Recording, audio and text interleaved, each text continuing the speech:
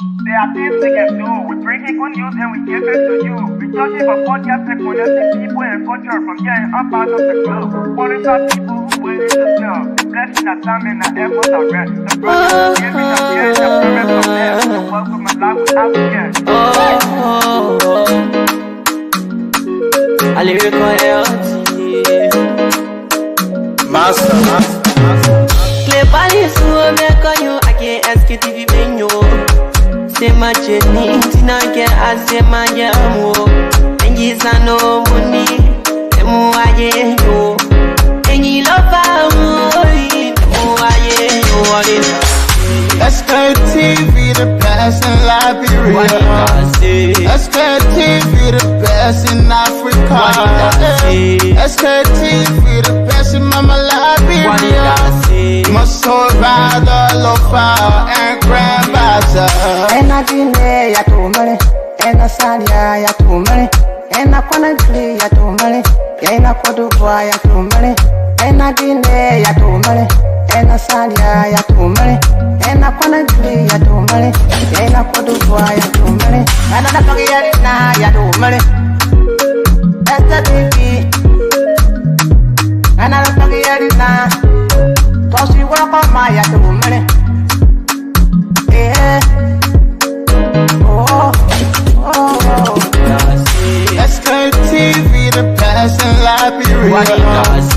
Sktv, the best in Africa. Sktv, the best in Mama Liberia.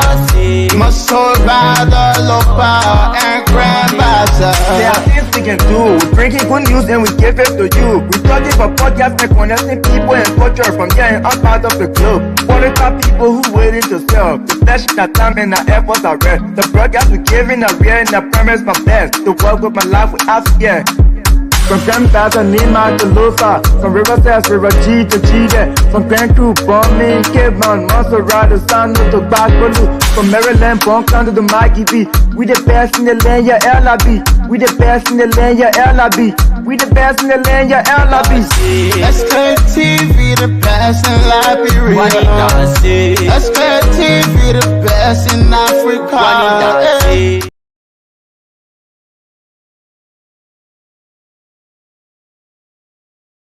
Here, Sktv, we are the best around the world. Sktv, we are the best right to your doorstep. I don't know exactly where you follow your phone, whether you're in your taxi cab or you're in the NTA bus, or maybe one of you buses. Yes, indeed, what the way to say it. Good evening to all of you, our channel listeners, our viewers, our followers, those of you who always support us. You know, your support, whether it's our moral support, whether it's financial support, whether it's any kind of way you think you bent that supporting arm to us. We want to say thank you so much for always sharing the show, checking on us, and making sure that you follow us, even if you put something, because I know that some of you you have some negative comments. You have to certify your political, as you may call, and and forget about the country. So you will come here, you want to post your comments, you want to insult us, you want to do anything, you want to, for us, yeah, these are things that we agree to do. So that's why we, come here every day of our lives, to interact with you, give you all of the happening of the day, because this country belongs to all Liberians. I don't know why you're getting me this evening.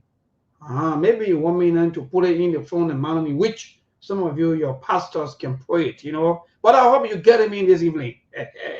Again, I'm saying that this country is belong to all Liberians. Whether you are, you are rich, you are poor, you slim, you fat, you big, you small, you this, you that.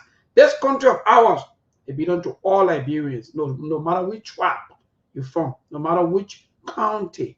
Let allow people to talk. Let allow people to freely associate. One thing I'm enjoying before I tell all of you to share the show is that I'm enjoying the Unity Party, their thing that they're doing. Let me be frank. Everything they're doing right now, you don't see no insult. Nobody giving any kind of curse words, Nobody bullying them. They're going about freely and they enjoying. It's good. It's good. And let's make this fact. But we'll come, maybe we'll find one of these days to discuss some of these things. Liberia belong to all Liberians, no matter which political party you for. The thing with political party is that political party is the gateway for you to serve your country, just in case you want to be part of a political party. If you want to be independent candidate also, or maybe independent person, it's up to you. But political party is a way of making you to, to be part of organization. But we use the political party, we embarrass the political parties, we shame the political parties because of our character. Sometimes people don't want to even associate with the political party, but the party not the problem. Yeah, some common sense. But now we're going evening, people. Let's share the show this evening. The show will be hot today. Today is Wednesday, May week. So many things trending to talk about. So many Wahala news. So many things still popping up. The issue of sadness is still ongoing.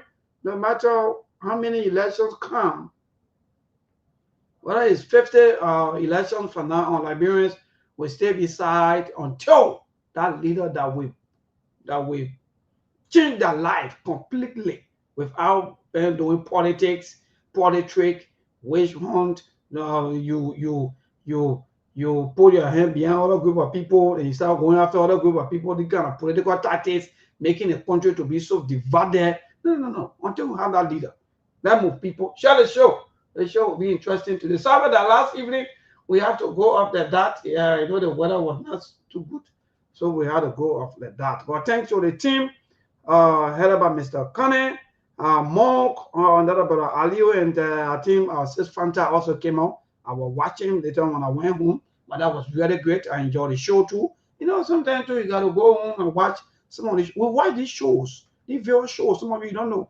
We watch these various shows because we got to get everything, about our country. We got to get some news about things happening.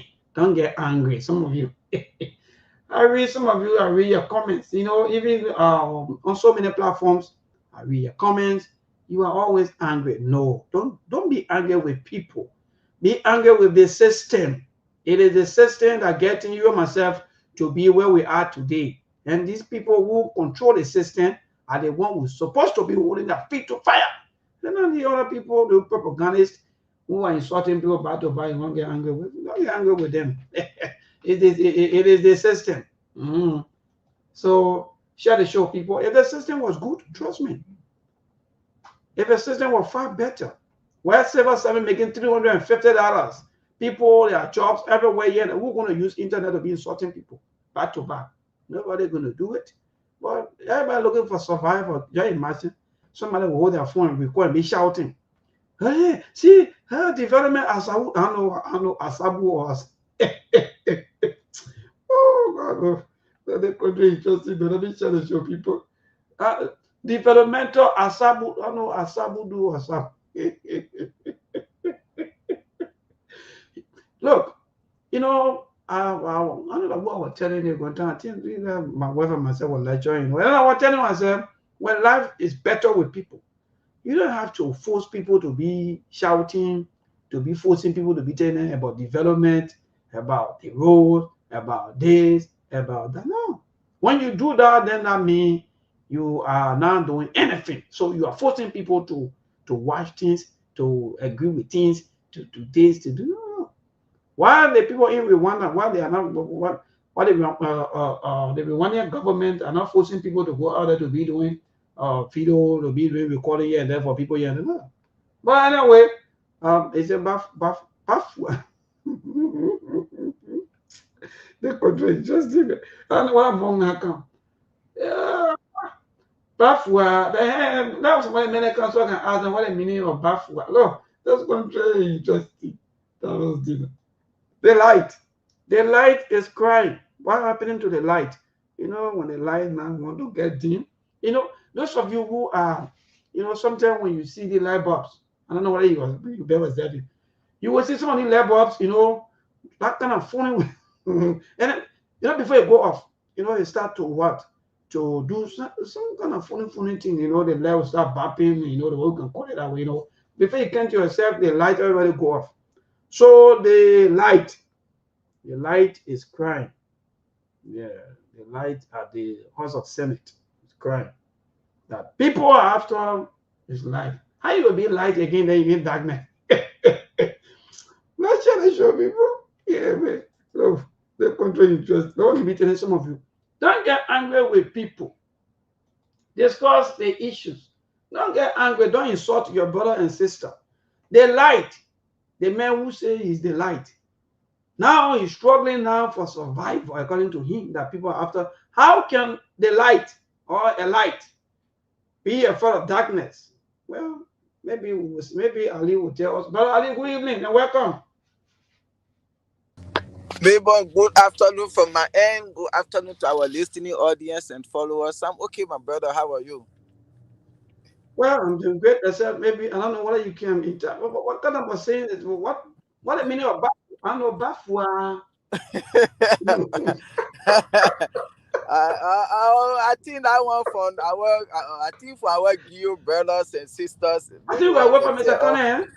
Yeah. I think that's something like greeting in the Geo or something. Babua, awo, man. I think that's a greeting in the Geo or something like that. Yes.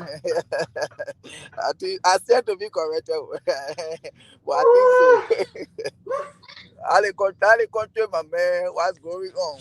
Well, the country is politically charged. I can tell you that for a fact that the ruling party, they are doing everything possible for their December 6th homecoming program. So the country is politically charged. They are cleaning up. They call it the homecoming. And so I don't know where they were that they are not coming home. But I think we will look at one of these days to make that as a maybe topic or maybe discussion and so forth.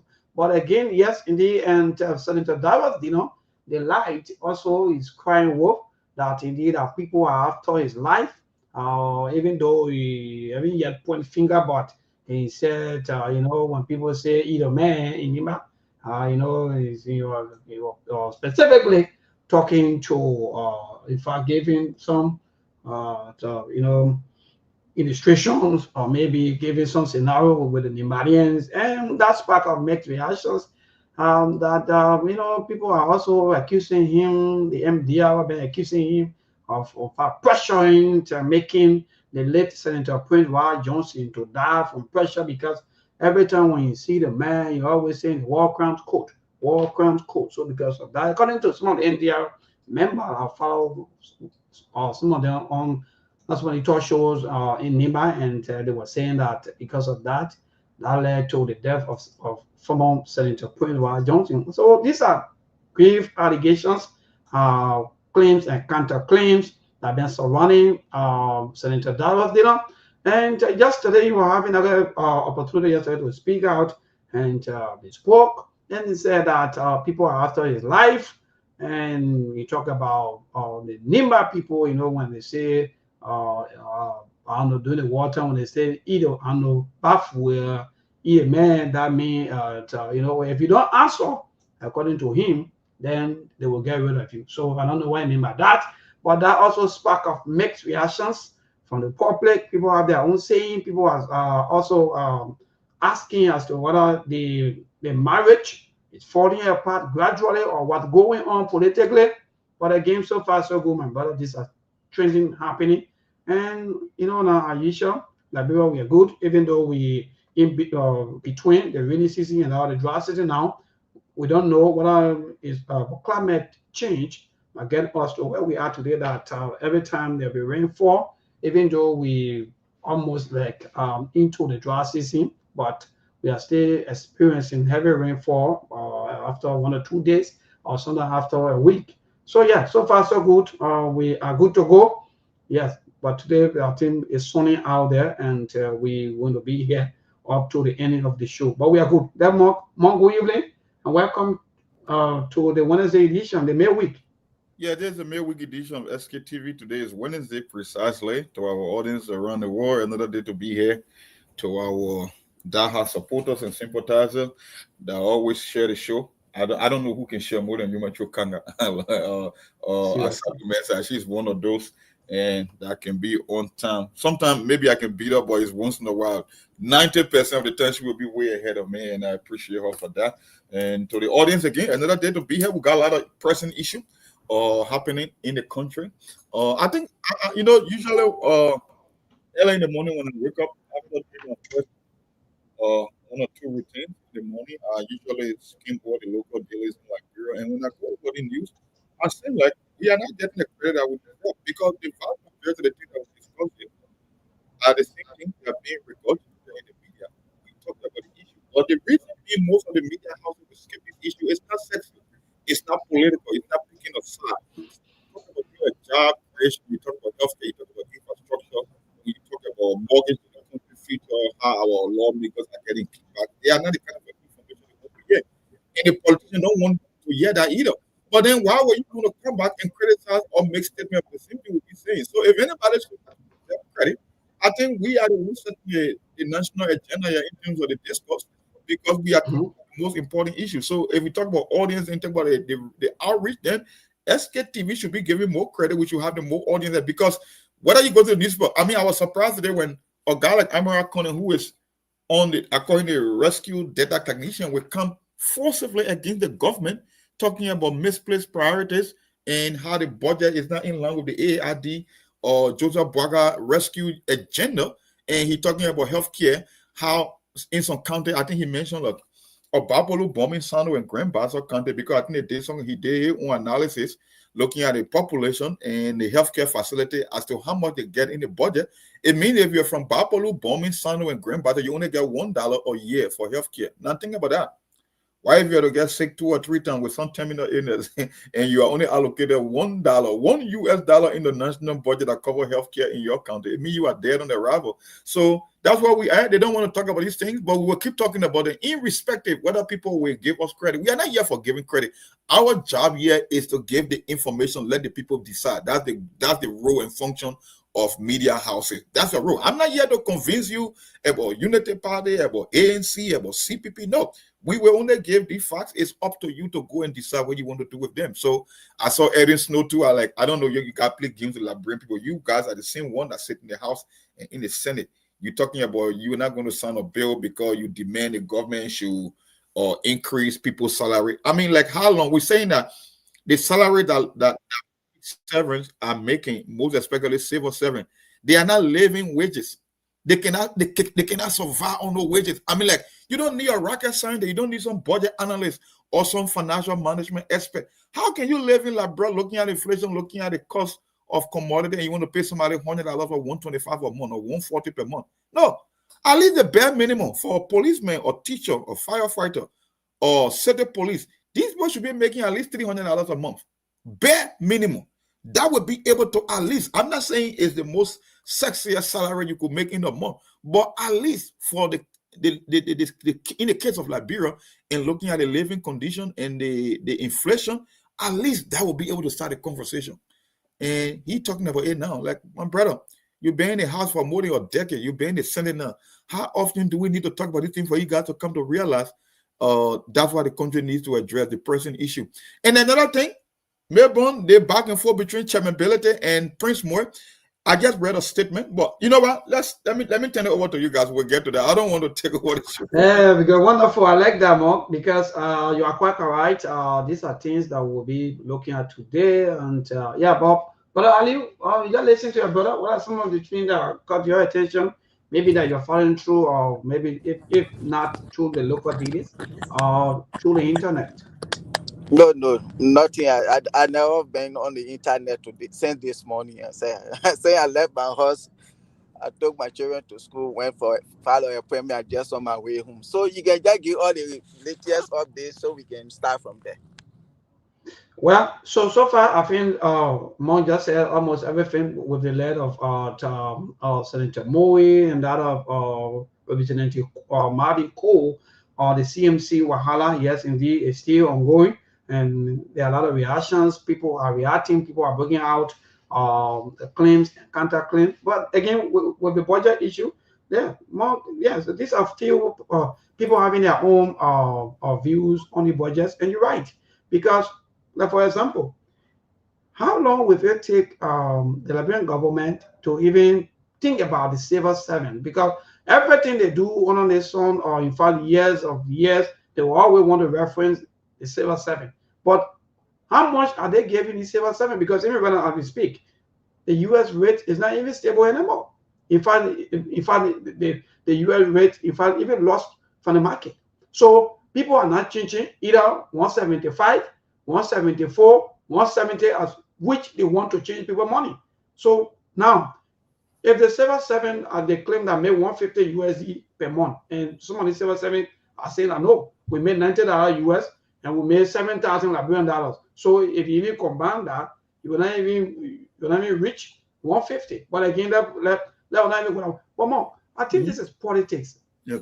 Are they playing politics out of the people all of the time? Because maybe they will wait. Like for example, someone will say maybe they will want to wait until maybe 2028. Then they add 50-50 to make it look like, okay, yeah, in fact, even the salary harmonization, they say, okay, we're going to undo the salary harmonization because of politics more. But when will this end more? Because this has become like a culture.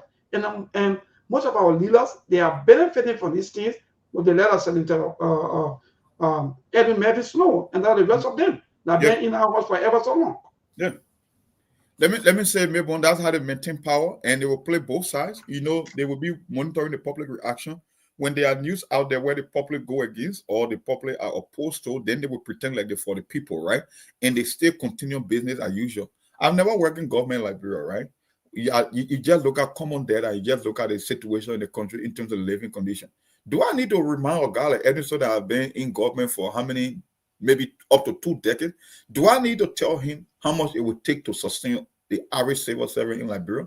Maybe, you know, that's why we keep talking about the problem in Liberia is mostly economical. All the problems in Liberia can only be settled by economic conditions. It's not the politics of it, right?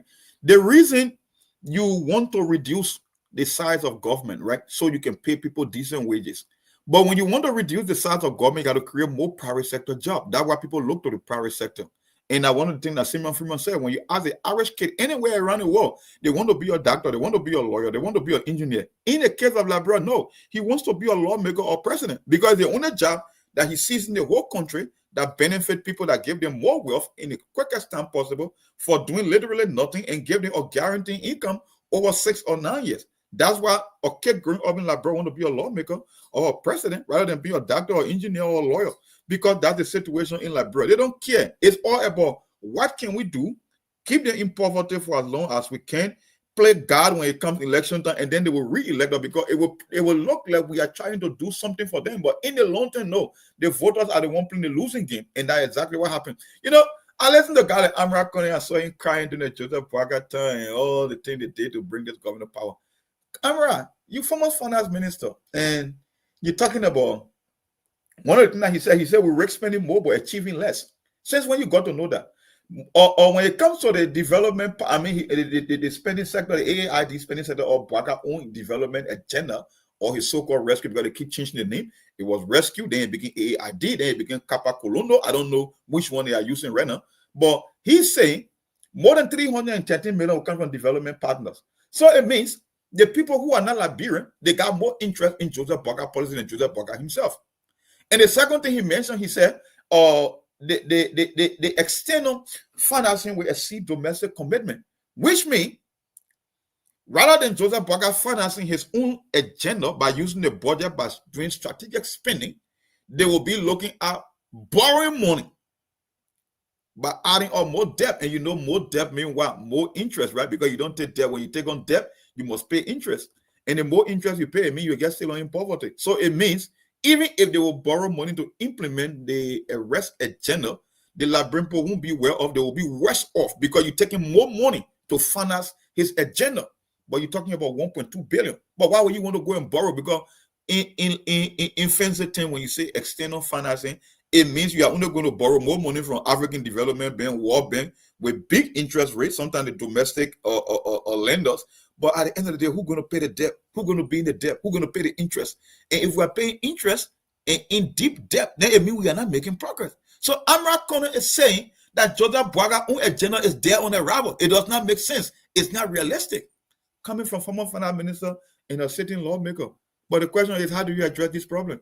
So I don't know, maybe he can recommend something to the man he was crying for, because he was on video crying and bringing his government. Mm-hmm. You know how they came out with Joseph Boakai presidency, how they started on Joseph Boakai. But to be making a 3-6 less than 3 years in your administration, that's why I say I keep scratching my head, I can't make sense of it. Well, great. But Ali, what say you with the issue of our lawmakers complaining about the budget, civil servants, and for a matter of fact, they have all of the authority also to, yes, to call the executive and say, no, let's do this, let's do that. But even though some of them are also crying about their lives and so forth, are they losing balance or what going on? Maybe that's the question will come back to Mark. The problem, Mayborn, you see, first of all, this $1.2 billion budget, I was really, really excited when the government say, oh yes, our budget had gone up to 1.2 billion. The first people my mind ran on was the 7-7, because we all know this government, they campaign heavily on harmonization. We saw people doing the campaign time, you harmonize my salary, I will harmonize your vote. So most people gravitated to the Unity Party rescue agenda, that their salaries were cut down by the previous administration. So Joseph Boakai was going to come and raise their salaries. And we know the Unity Party, they are good at paying people huge salaries, that what Madam Sedi brought to the country when she took over. So I really expected to see that. But again, it was unfortunate when I listened to Gafuan that there was no increment in the civil servant salary. And those were things you promised the people that you were coming to undo salary harmonization. Okay, job creation, all of these things. Where are the jobs today? The entire $1.2 billion budget, everything for the lawmakers, for government officials. You see, so I was really, really frustrated. Like Mon said, you're trying to put the money when it comes to the health sector, like what Amara Kone is saying. So why if somebody will use $1 for a whole year to go to hospital based on what Mon just said, because for me, I didn't listen to him. You see, so these are places that you're supposed to put the money when it comes to agriculture, it comes to the health sector, the education sector, creating jobs, the private sector. These are things you promise the people. But just to come and raise the country budget to 1.2 billion, and the citizen stands nothing to benefit out of the 1.2 billion. So what is the rescue that this government came with? What's the essence of raising the budget to 1.2 billion when it is making no impact in the lives of the Liberian people? So this is just another waste for them to enrich themselves. Like we see now, increasing the money, all of institutions, all of ministries, agencies, increasing their budget far beyond to where it were. And I think right now the problem we have in Liberia is economic crisis. So the government really need to see what to do. They need to really work on that budget. Let them try to revisit that budget and shift the money the right place it's supposed to be. The healthcare. Now, one of the things we see our people die in the country on a daily basis. You said nobody was coming to go to hospital for them to give you prescription, for you to go out to buy medication, to come back for them to treat you. It is still going on. You said children were not to be seen in the street. Children are still in the street today. So with this budget, we expected to see all of these things in the budget so that people will not be in the street, more medication in the hospital, and see the schools pay teachers good salaries and things, doctors, nurses, all of these things. But the entire budget is just for the people. And Amara, this is why you're brought upon the Liberian people. If you look at somebody who working for the in government for 42 years and he get no achievement record, nothing he get to show, all his places of work, nothing. This man was a failure in his life. If you took our country and dedicated it to a failure, this is where the country is going down, because you get the country to a failure, so he's failing the country as well. That's all. All right. So let's move back to Mark. Mark, the issue of generator, the issue of scratch cards, the issue of consultancy and entertainment. I don't know what kind of country are we among that people that's supposed to be serious in making progress or taking a country from another place to another place will be into too many of entertainment, will be having scratch cards, or in fact budget for scratch cards, and for generator. So let's move. Let's do a step by step or more. So if you have budget for generator, then we're going to energize the electricity or the energy sector. Who's going to look at the energy sector? If you're paying for a generator, that instead of the money going to the places so that at least maybe our electricity can be stable, can be having so many equipments or maybe tools, materials, employment, and so forth. But if you are giving people money for generator, then where are we heading to more? No, because back in the day, you know, when the previous government came in immediately after the war, and the Madam Salih government, the budget that they crafted, the same line item, the same framework are still in place. So even though we are transitioning from Madam Salih over 2 election cycle, they just went and changed the figure, but they maintain those same budget line active. The thing is not about the electricity or about the energy sector. It's just about getting kickbacks in the budget. Now, if you are going to dedicate more money to the national security, more than education, more than healthcare, more than infrastructure, even if you look at the budget, Joseph Burger has $70,000 for intelligence. If you're going to put money in national security to the tune of 150 million, 51 million to be precise, why is additional $70,000 in the president's office for who? So because when you say intelligence, it means somebody gave information. So I think the president paying for gossip, but that money going directly into his pocket, I get extra money, extra cash, and extra incentive. Because you ask yourself, you got the NSA, the EPS, these are all security apparatus, right? People that are doing intelligence. But why the president got additional $70,000 in his office budget for intelligence? So what kind of intelligence he need? From who?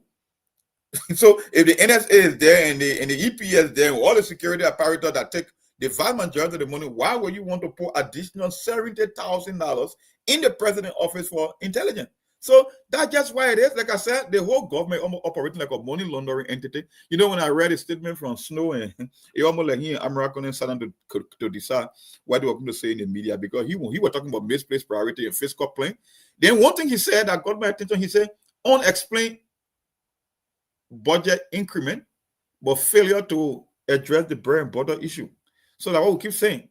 That 200 or so more million you're supposed to achieve or you're supposed to receive, you don't even want to pull it in the budget because it's a one nice thing. Why would you want that? Because when you say unexplained budget increase, that's exactly what you meant.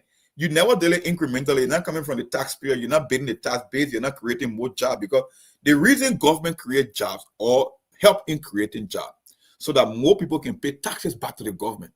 So it's almost like you're planting seeds today to eat fruit later. That's how the whole thing about job creation. Because when you create more jobs, maybe you know who benefit the most?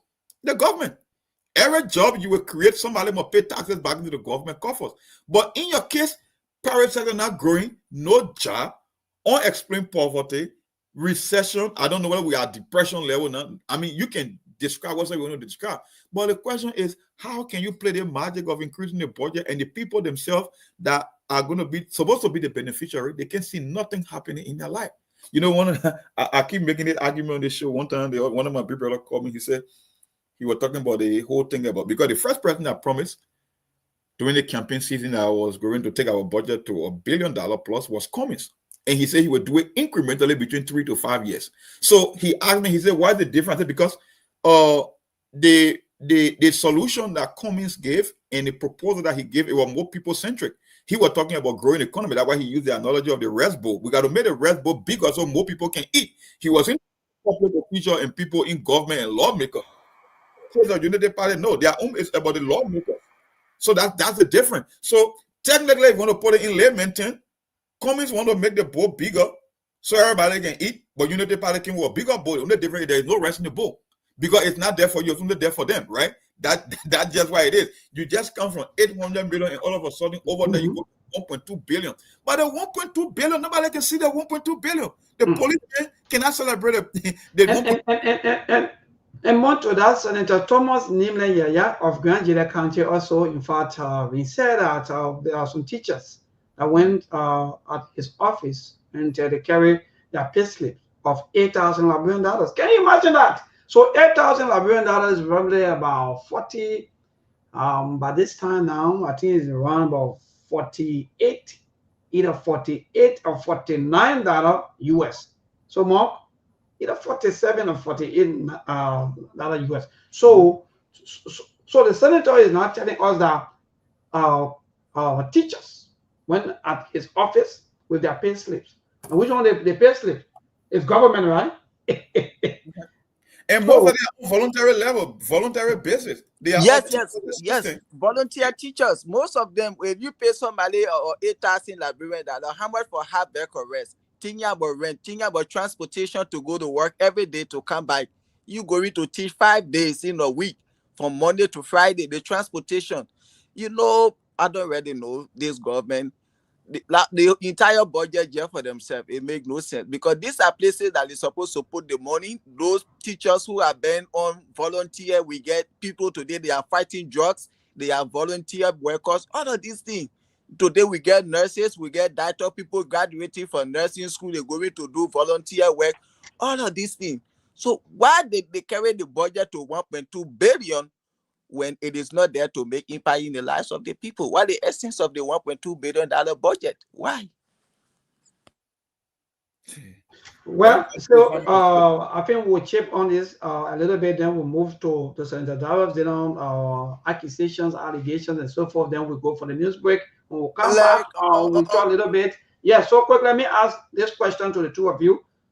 Will the budget be passed in the midst of all of the talking? The lawmakers, they themselves, they are also talking back to back. So I want to know, Mark and Dara Barali, will this budget be passed? It will. They're just going to do some cosmetic changes to it and make it a pass. I mean, what do you think? They're all waiting for the budget to be passed. That's how they're going to get paid. So you think they're going to sabotage themselves?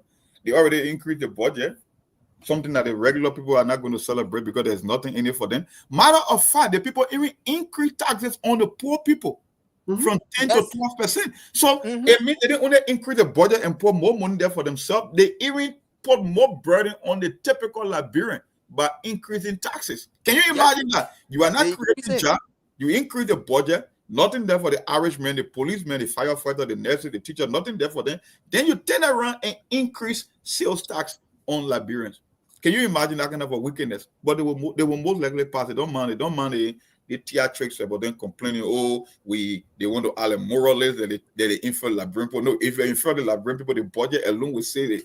Look, the budget, like I said, is a financial statement. Remember, it's almost like you got your home, right? And you the working man in your home, you get your salary and you divide your salary into rent, your children's school fees, some medical emergency, maybe you can help 1 or 2 families. The budget that you will show me, it will tell me how you are running your home. I don't have to go and live to your house. Your budget alone will tell me how your home is being run because you got vision, you got priority, you got spending priorities. In the case of Liberia, that's what I keep saying, the whole administration, it will just be one pet project after another until they run the clock because they don't have a clear vision as to how they are going to accomplish things in Liberia. Maybe one day they'll bring bus here, another day you go buy a few yellow machines, another day they'll say, we're being overpassed to the ministerial complex, and that's all it will be doing. I'm talking about in terms of national policy that people will say, you know what, at the end of President Bouaka, 6 years, this is what Liberia achieved. And people will say, okay, I was worse off under the previous administration, at least my life improved. No, it won't be there. That's nothing. It will keep getting worse. Bad news, bad story, hunger. Now we are going to worry and anxiety. It's just one bad news after another. So I can bet. I can place my bet. But I saw you coming anyway, so it's not. But Ali, quickly before we transition to Senator Davos, what say you? Will the budget be passed with all of the lawmakers complaining and crying? Maybe, but you know how many times in Liberia they talk about budget, other people say, I will not sign, but they stay passing. They were listening to something from Delon 3 years, he didn't sign any budget. They didn't stop the budget from being passed. First of all, one thing I know, since we got a president that is not a respecter of the rule of law and the constitution. So I know Liberian people, you're lucky. You're not lucky. Anything Joseph Baka want to do, he will do it. Last budget will be passed. They may already get a regime speaker.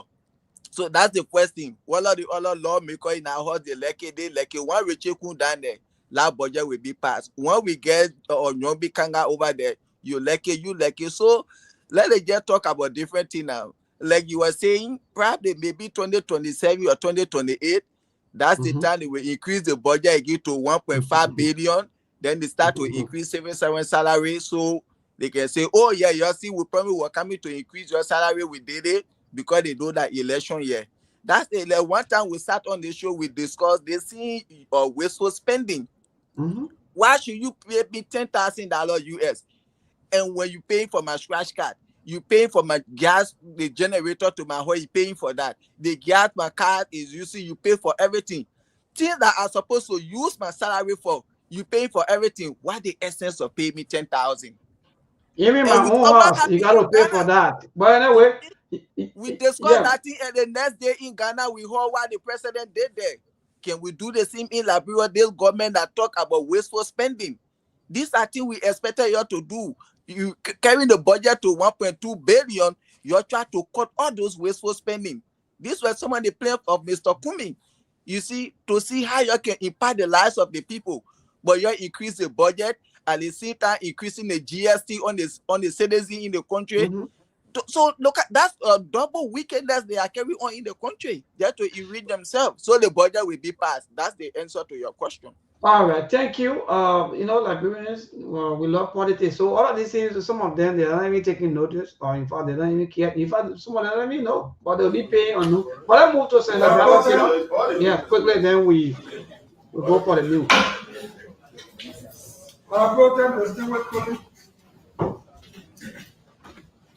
Under the 54th Senate, I was from the opposition. Under the 54th Senate, I was from the opposition. And I was allowed to be critical. And I was critical on the issues. I stood on the floor almost every session to fight the government to remove Wabodigi from government. I was not anti-Nigerians. I was not anti-foreigners. I was standing on the principle of the law. That people who do not meet certain bare minimum legal requirement or qualification cannot occupy government offices. In fact, I was jovially referred to as Wabodigi. By the time I raised my hand here, the whole Senate would laugh, Wabodigi. But I told them, distinguished colleagues, I was in opposition in the 54th when CDC led this Senate. But we pushed in line with our oversight for Zorizo, peace be to an artist, to be denied Senate confirmation. No, I want to. The person who gave me Syrian, I want to don't take us seriously. Honestly.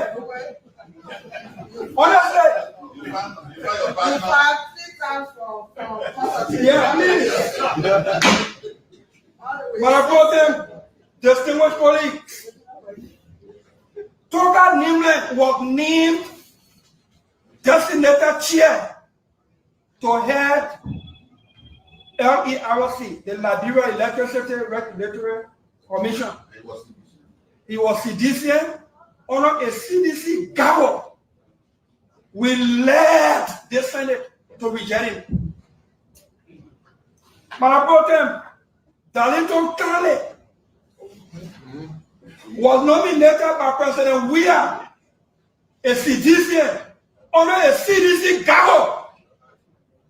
Our Senator Taylor, we led that man rejection in the Senate. We were opposition. But I told them, distinguished colleagues, for 3 years, I did not vote for the budget on the record because I was demanding domestic debt list. Well, because of time, so at least we can use the remaining 15 minutes to talk about some of these things. But Mark, what say you? Even though we will play that video after the news break to end that entire part of it, then before going to the line to interact with our people. But this is alarming that Senator Dallas Dillon will cry that he, in fact, his life has been threatened because of his stand on issues at the Senate. But what say you, Mark? Then, Brother Ali, you can take over. Let me do the setup quickly, please. Well, not much. I think Dillon is just highlighting their own hypocrisy as to why they deal with the CDC-led government as opposition, that they were denying people because they feel that they were never qualified. They stood against them. And he's saying it. I mean, for me, it's nothing new when he said he never voted for 3 conservative budgets because of the issue of getting the list of the domestic creditors. I told you guys on the show more than 10,000 times that we have a money laundering institution in government. That's why our budget and our debt can never decrease, especially when it comes to the domestic debt, because the same people that are taking the government to court and claiming that the government owes are the same people that work in the government. They are creating debt. They are even making requests on 2-3 separate occasions of the same debt. So imagine the government pay your debt before, and then the same people president come back and say, no, you owe me, you didn't pay. They are the same folks. Like I said, it's money laundering operation. But when Dillon said his life is at risk, I don't want to downplay it. That's just why it is in Liberia. I mean, they are all on the rescue train. Matter of fact, they are the main foot soldier of the rescue mission. So I don't know. That's something they will handle. Now a security expert, I don't know why he's threatening his life because he never explained in detail. But exactly that's what he said. We saw one of the ladies that just lied on her oath, which is a form of perjury. Perjury means you should be put in jail. But she celebrated on Facebook on the rescue train. She dancing. I mean, she claimed, misrepresented her own academic credentials. But guess what? She was confirmed today. And on the case of Joshua, there were people that were rejected on the same basis. But on the rescue mission now, it's all about who's in power and who can be more wrong than the other person. So, Dillon, I understand you highlighting this issue, but you are just exposing the hypocrisy of the rescue mission because something that you guys stood for now, you're going to remove the GoPro now because we got a rescue mission. So, if your life is threatened, the most I can do to be very cautious and mindful of your own self. But I can say nothing more than that. That's all I can say. Wonderful. Brother Ali, what say you with all of the holding and pulling at the Senate, especially when it comes to Senator Dallas Dillon? Dillon, you see, they hear loud voice, who they screaming, yelling in the place there. You see, otherwise he just said, how do he really feel now about himself? During the Joshua administration, there were people that were sent for Senate confirmation. You are denied them based on qualification and other things. But they see Senate today, people coming there lying on the oath, and then you're confirming them. You see the deception? You see the hypocrisy? Why are you trying to say? You say people after, who are those people that after, what did you do? Why you did that people after your life? You see? You will be whole day you behind the labor minister, whole day you behind him, opening your mouth. Why on him? Oh, he doing this, he doing that. You opening your mouth. Why on other people? And the things that you did, yes. And this is the question I asked this morning, where in everybody gets in the country. Oh, Dillon. During Joshua administration, they don't stop people from being confirmed. So is Dillon the law and gospel under this administration in the House of Senate that even when somebody is supposed to be confirmed, they force to, where are the other senators? You see, that they when she lied on the oath about her credentials. When it comes to serving the public, it's all about honesty and your credentials. She went over there, she lied. And she went to school. She's educated. President Waka should recall her and send her somewhere else for lying and looking at her credentials. But he remained quiet. You people went ahead and confirmed her today. And yesterday, you denied other people. So what are you trying to say? Yesterday, it was bad, but today it should be good. So right now, within the rescue government, even your 12-year student, you can go, you lie, and then they will confirm you. Oh, yes. When you're on the rescue team, if you Joseph Barker's daughter, then you got to get what she said. Yes. The woman had on video showing nudity, showing her breast, I don't know, in some nightgown or whatsoever, insulting people. Are like, are you insulting? Serious? And you're supposed to be the deputy minister. You're supposed to be the minister. Yeah. See the kind of word that she's using. Insulting. You see, these are the people. What moral lesson are you showing out there? If you get children or you get child, if they see you dancing like that, using that kind of words, what are you teaching them? Even minus your children, other people's children watching that video. These are the people that say they're going to serve our country. What Maybe, are you you know the there? funny part when she said you can stop Joseph Boaka's daughter. I say, okay, Yes. yeah. I say that's what it meant. So That is, if you're the president's daughter, then your qualification or whatsoever is up and to then they call themselves a responsible government. Is that why you call a responsible government? That your lawmaker, your government official, they can just go on social media platform and be using all kind of insulting words and things. Then you say this is the responsible government. And I go back to that, Mark. Maybe I want you to end the clip because the main reason he said his life is in danger, you didn't play that. I mean, we can use the next 10 minutes, then we can elaborate after the break. I want you to put the video for the audience. You're right. You're right, Mark. Yes, you're right. Never did we hear that we were anti-coup people because Samuel Tue and John, we are the coup people. Where is nonsense coming from? Please, Manapote, distinguished colleagues, where is nonsense, left-threatening thing coming from? That when you speak on governance issue, oversight, then you are supposed to be anti-NIMA. My left is threatened, my left is at risk because the people who speaking, I know them. Manapotem. Manapotem,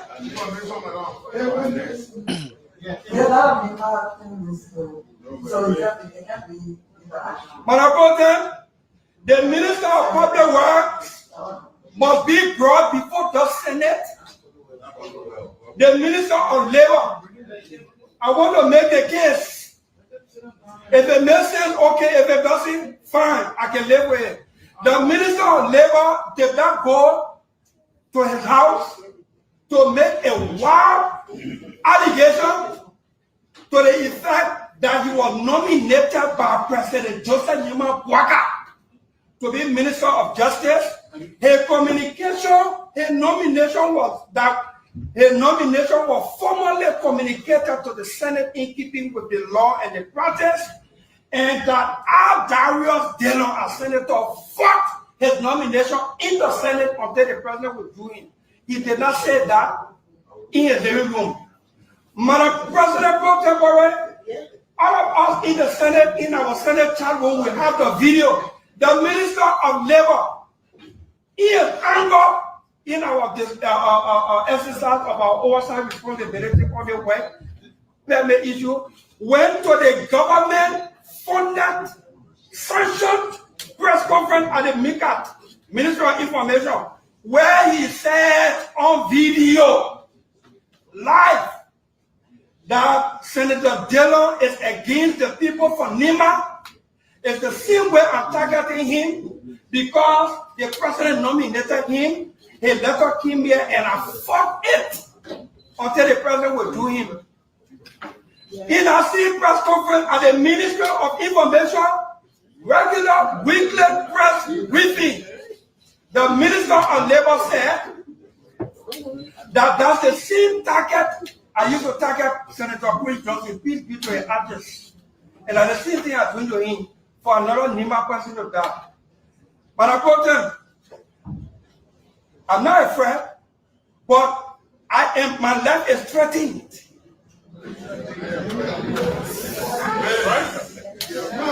Your life can be threatened. Why are you being afraid of the threat? You understand? I want to make it clear. Our honor Georgia government and our declared national security threat. I couldn't even move places. But the reason I'm making all these statements in this chamber is because all these things are happening. When the labor minister came here as a nominee, he sat there and I asked him about work permit, what we would do about work permit to give our people a job. And he committed, and I told him that I will vote for you so that after 6 months, you can come give us what we're doing on the work permit issue for our people to get jobs. And in the exercise of that duty, when I confirmed that labor minister that day, my protest distinguished colleagues, I want to make it clear that he was not a cool man when I confirmed him. He was not Basa. He was not far. He was from Nima when I confirmed him to be Minister of Labor. So my questions on his performance, especially when it has to do a work permit issue cannot be now that because he's from Nimba and Gilman. Let me go further. In the Senate where I put a video, the Assistant Secretary of MDR, who is a staff at the Ministry of Labor, went on the radio in Nimba County to rally Nimba County that I killed Queen Johnson. And I want to kill another Nimbaya again. Man, I brought them, distinguished colleagues, Mr. Frederick Bay is the Deputy Director of Communications at the Ministry of Labor. He and two other quote-unquote civil society institutions issued damning statements against me. He is the Deputy Communications Director at the Ministry of Labor. When I brought them, the minister has said MDR, the people who talking on their own, MDR itself has spoken. Everything the gentleman said to the people of Nimba, in Nimba, on the radio, that I do everything to frustrate Nimba from becoming president. I'm all money the rescue government unity, and I'm doing it because Labour Party is all kinds of stuff. The gentleman said all of those things, and in MDR official press conference, all those things are enumerated there. The Minister of Labor himself had gone to government platform to say these things.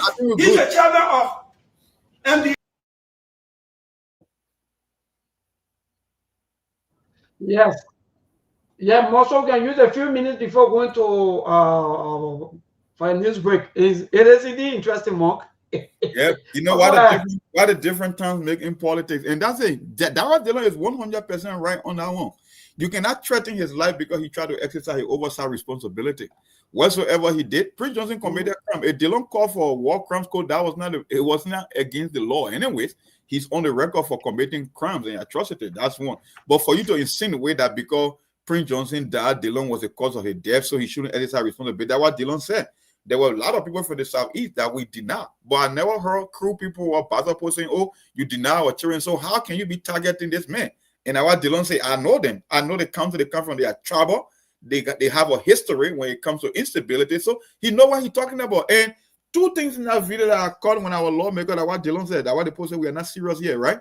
When Dillon talk about sowieso, you heard Nuko in the part, that the reason he died, all of them laughing, right? That's now a laughing matter.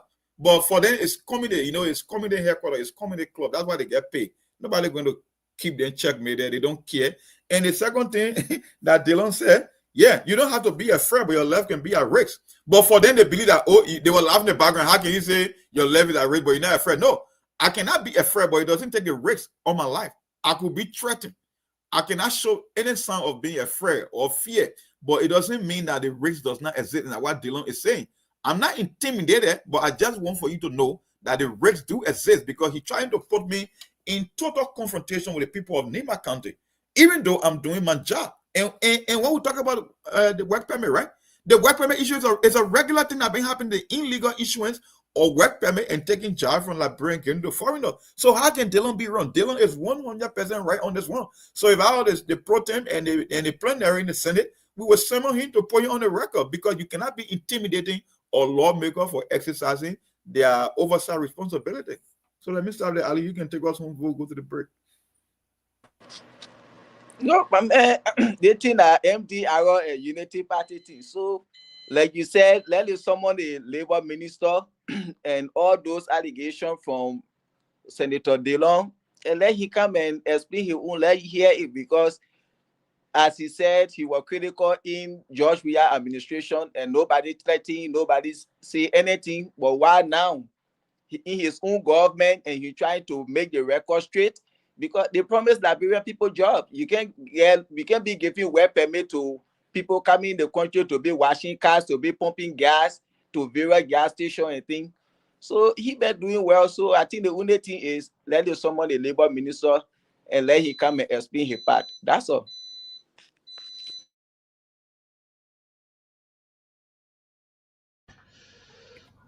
Well, so we got to go for the news. We'll come back. Trust me, we will delve more into this discussion more.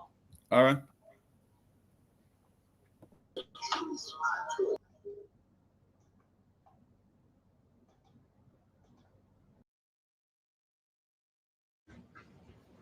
What one of the permitting business is Nima business coming. When I fought here for us to do domestic debt, even at that the CDC government did not say I will answer cool people. But what happened today? After audit of domestic debt, officially the GSC reported that the government should not pay $704 million in domestic debt on verified claims. Imagine if we are not fought to create domestic debt. I'm Josh Bowe in the headlines. Barely a day following campaigners' push for swift intervention or passage of the Women and Girls Protection Act, House of Representatives voted in favor of the draft bill to ban harmful practices, but Representative Marvin Cole raises a motion calling for extensive nationwide consultations. Former Assistant Foreign Minister for Public Affairs, Sylvester Pewe, criticizes the Bwaka government for what he describes as a questionable US $10 billion project in Foya, Lofa County. Participants at a day-long public hearing called for major reforms within the country's electricity sector. And of the home front, Kenyan authorities paid to threaten General Z. Protesters, Amber State says. Those were the headlines. Now being used in detail. Residents of Dukovo Waterside community have expressed profound gratitude to Renaissance Communications Incorporated Director General liability for what they described as a timely intervention through a donation of essential working tools. According to them, items donated will buttress their efforts in the area ahead of the upcoming cleanup exercise within the community. Speaking Wednesday, the community leadership emphasized the ability has consistently demonstrated commitment as a private resident in District 4, Montreal County. They said liability's gesture is beyond human imagination, highlighting that ability continues to support every community initiatives despite not holding elected office in the district. A remark liability revealed that the youth leadership recently approached him seeking support to participate in a community cleanup exercise. According to him, the donation comes as a result of requests made by the youth of the area in support of their planned cleanup exercise in the district. At the same time, our library entrepreneur Teresa Wilfo has appreciated the Renaissance Communications Incorporated Director General for his immense contributions to the society. Madam Wilfo, who is the founder of the Wilfo Foundation, an institution that is noted for producing locally made country club, recognized liability contributions to the youth population, especially in the musical industry. According to our ability has made lasting marks in promoting Liberian culture through music and other areas as such her institution that is also in the business of promoting Liberian culture, they made necessary to recognize the efforts of liability. She spoke Wednesday when she officially presented one of the locally made clothes shite to liability. From one Assistant Minister for Public Affairs at the Ministry of Foreign Affairs, Sylvester Pewe has criticized the Bwaka government over what he describes as a questionable US $10 billion project in Foya, Lofa County. Speaking Wednesday on BOK FM in Monrovia, who alleged that the project that is yet to be justified is being treated like a retirement palace for President Joseph Boakai. Pewe further claimed that our Deputy Minister of Information initially attempted to link the project to the Man and Railway Union, but later withdrew his statement when contacted for verification. According to him, the Deputy Minister dismissed his earlier comments as just a Facebook post. He also accused the government of sourcing money from multiple ministries and agencies to support the project, suggesting attempts to tie it to the Bwaka's Foundation. The former Assistant Minister of Public Affairs therefore praised Foreign Minister Sarah Beth-Loyanti for level of work and engagement, something he said has led to Liberia's qualification on the United Nations Security Council. The Liberia Drug Enforcement Agency has officially opened a structural and policy reform validation section to the public.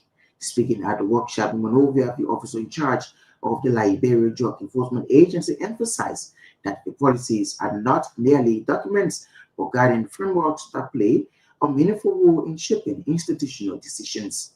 He noted that for any policy to be effective, it must be grounded in evidence and should clearly reflect the name and mandate of the institution rather than representing the interests of a small group of individuals.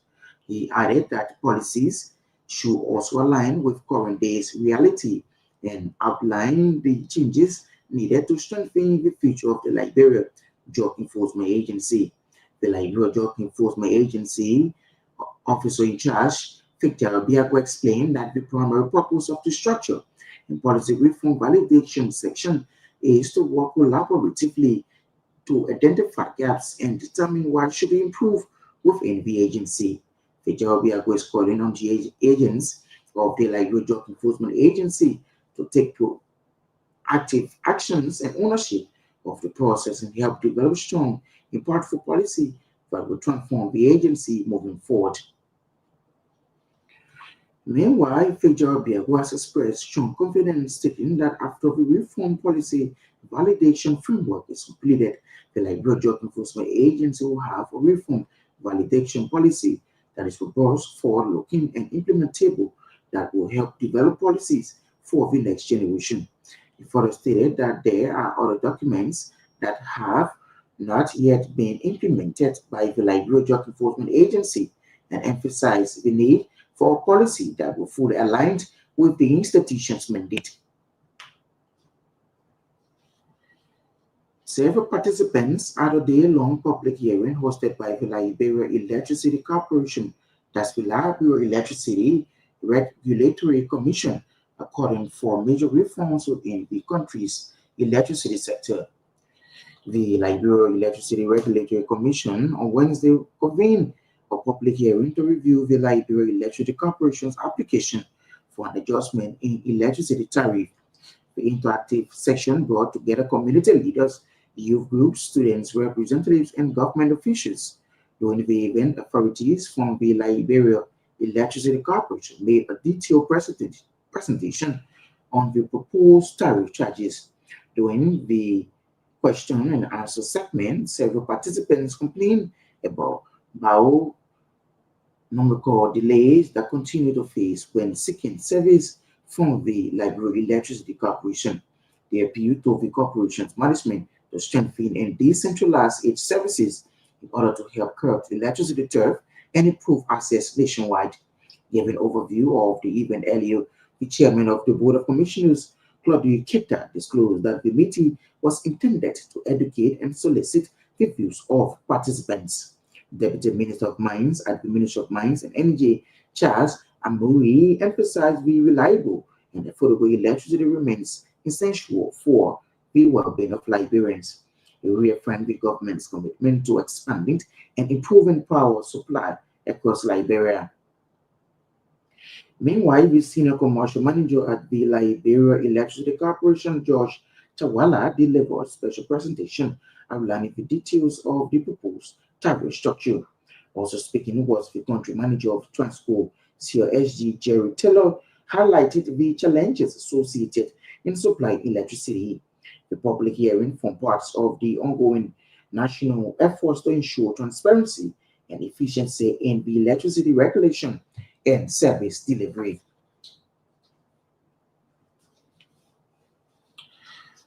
Our prominent son of Nema County has sharply criticized Montserrat County Senator Abraham Darius Dillon, accusing him of allegedly tarnishing the long-standing reputation of Nema County. In an open letter, Nathan Benga said the senator's remarks had cast a shadow over the esteemed reputation of a county widely credited for championing peace, transparency, and unity. He argued that as chairman of the Senate Committee on Foreign Affairs, Dillon carries significant influence at home and abroad. The communication described Nema as a historic symbol of stability and inclusivity with communities that have endured hardship while prioritizing dialogue and accountability. Benga one that portraying the country as a negative light risks eroding national trust and undermines the value that have guided Nima's contributions to Liberia progress.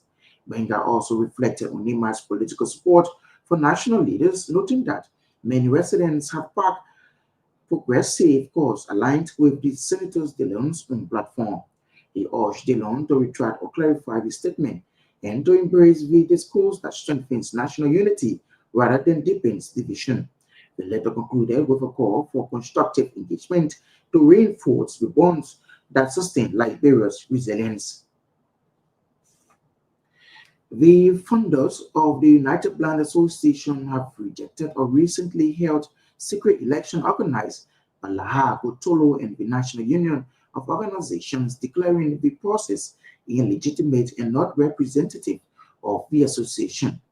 The United Blind Association has already conducted two recognized elections, one in 2024 and another in 2025, both monitored by the court, the police, and the National Union of Organizations, and both resulting in the election of Wilfred Giwan. The elections were widely described as free, fair, and transparent. According to the funders, the recent third election was held outside of the association headquarters and saw the declaration of former President Augustin Tombe, who has twice been defeated in previous polls.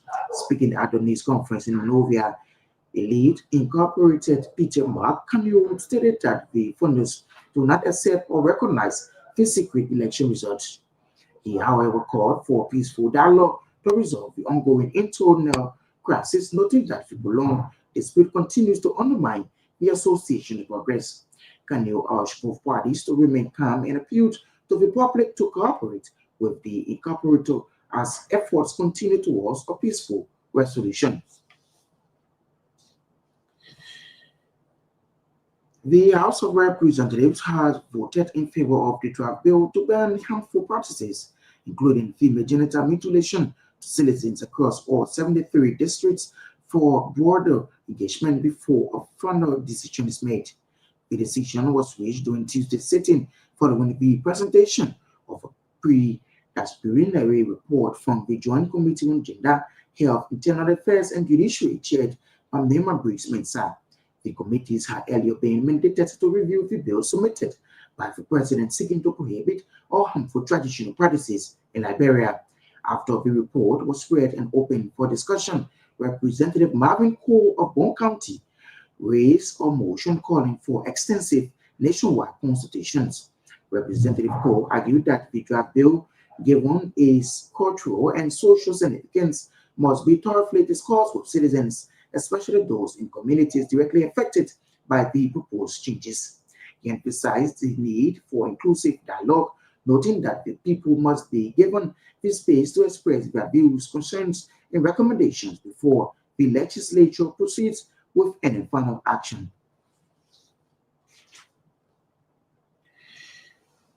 The Forum of African Women Educationalists for Liberia has officially launched its 2024 and 2028 plan along with the Fawe MasterCard Foundation Phase 2 Bridge Program, an initiative aimed at expanding access to education for marginalized girls and young women across Liberia. Serving as launcher for the program, Liberia's Minister of Education, Dr. Jas Ujala, described the initiative as a vital stepping stones for girls who are often at risk of dropping out of school. She emphasized that the Bridge program is designed to ensure that young women are not dropping out but are being pushed up through strengthened support system and targeted educational opportunities. According to Minister Ujala, Phase 2 of the program will expand its reach to 21 universities and 35 technical and vocational institutions across Liberia. She noted that the initiative is part of a broader 10-country African effort aimed at supporting 10,500 marginalized youth through quality education and skills development. For its part, Fawe Liberia's Executive Director Malai Sharif highlighted the organization's long-standing contributions to educational equality. And off the home front, Kenyan authorities pay a network of tours to threaten and intimidate young protesters during recent anti-government demonstrations, Amnesty International has said. A new report by the human rights organization said government agencies are employed surveillance and disinformation to target organizers of the mass protests which swept Kenya across 2024 and 2025. The demonstrations were driven largely by Gen Z activists who used social media platforms to mobilize. In response to the Amnesty report, Kenya Interior Minister said the government does not sanction harassment or violence against any citizens. To end this news, a recap of our top stories. The earlier day following Capino's push for swift passage of the Women Against Protection Act, House of Representatives voted in favor of the draft bill to ban harmful practices, but Representative Marvin Cole raises a motion calling for extensive nationwide consultation. Former Assistant Foreign Minister for Public Affairs, Sylvester Piwi, criticizes the Bwaka government for what he describes as a questionable US $10 billion project in Foya, Lofa County. Participants at a day-long public hearing called for major reforms within the country's electricity sector. And of their own from Kenyan authorities paid threats to threaten Gen Z protesters, Amnesty said. That's RCN News Bulletin at 7. I'm Josh. Good evening from Bill.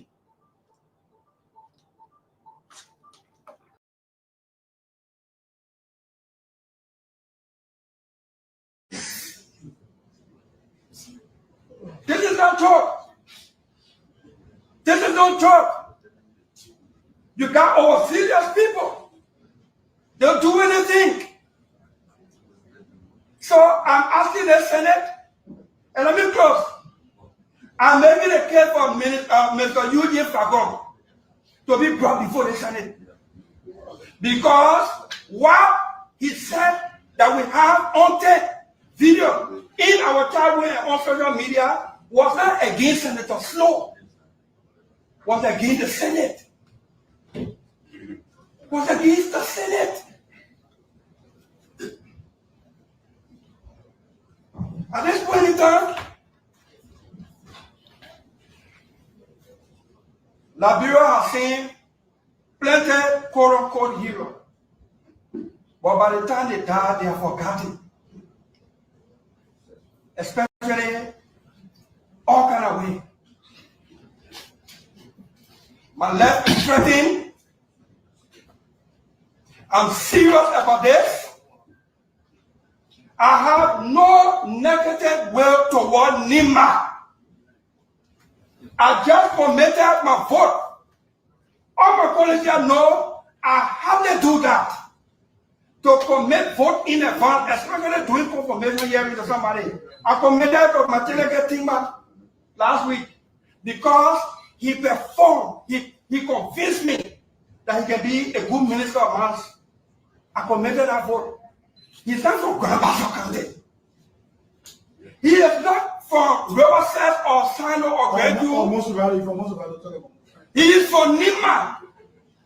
Senator Terra, I could be lying down one day. I know those people that are talking.